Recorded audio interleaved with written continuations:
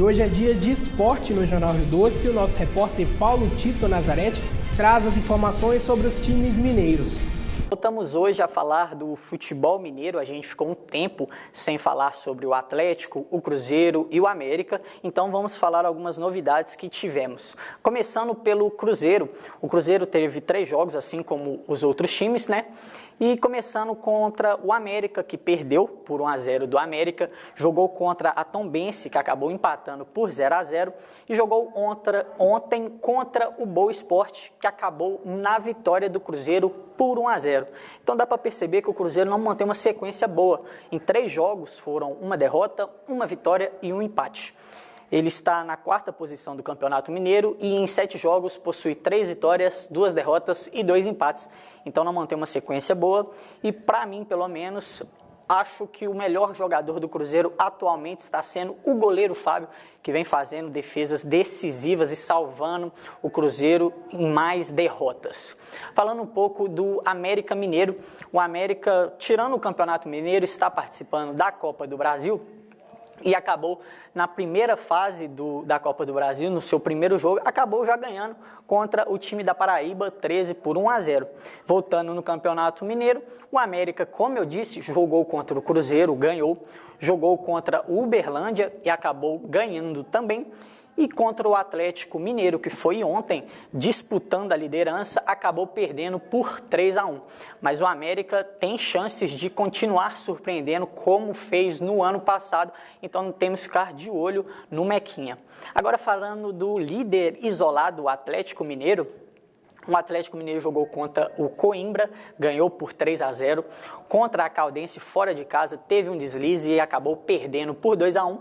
E como eu disse no último jogo de ontem, o América perdeu e o Atlético ganhou do América por 3-1 dentro de casa.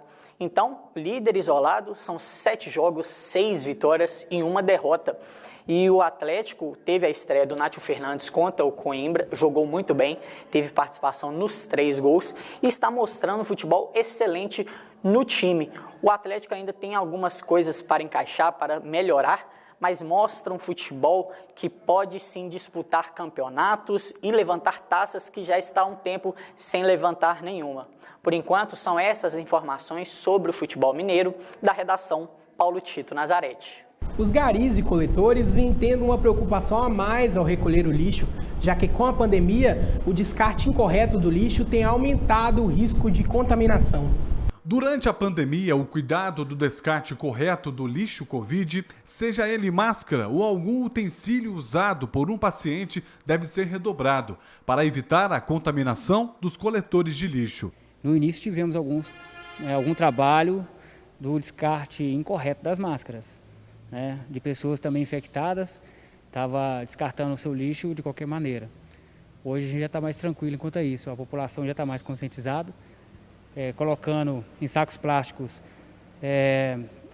o Covid-19, né, destacando bem isso aí para que os nossos coletores também venham coletar sabendo o risco. Entre as orientações, segundo esta farmacêutica e doutora em ciências, estão separar os resíduos gerados pela pessoa em quarentena dos demais lixo da casa. O elástico ficou solto e o pano ficou um pouco mole, você vai descartar ela. Então a gente recomenda você lavá-la primeiro, para tirar toda aquela contaminação caso você tenha do Covid, e depois jogar no lixinho do banheiro, que é um lixo que aquele contaminado amarra.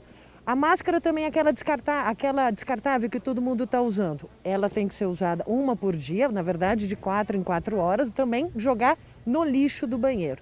Não uso o lixinho do banheiro, o que eu faço? Eu jogo ela no lixo comum, nunca no reciclado, gente, porque ela tem contaminação e ela pode contaminar os catadores que fazem a triagem da coleta seletiva. Além da conscientização das pessoas, outra reivindicação é para a vacinação dos coletores. Inclusive, eu já até solicitei algumas pessoas que têm um contato, né, com a Secretaria de Saúde e em outras cidades também já solicitamos, porque, querendo ou não, eles estão de frente para o problema. Então eu acho que deveria colocar no cronograma de vacinação, sim. O Jornal Rio Doce fica por aqui. Para você, uma boa noite e até amanhã.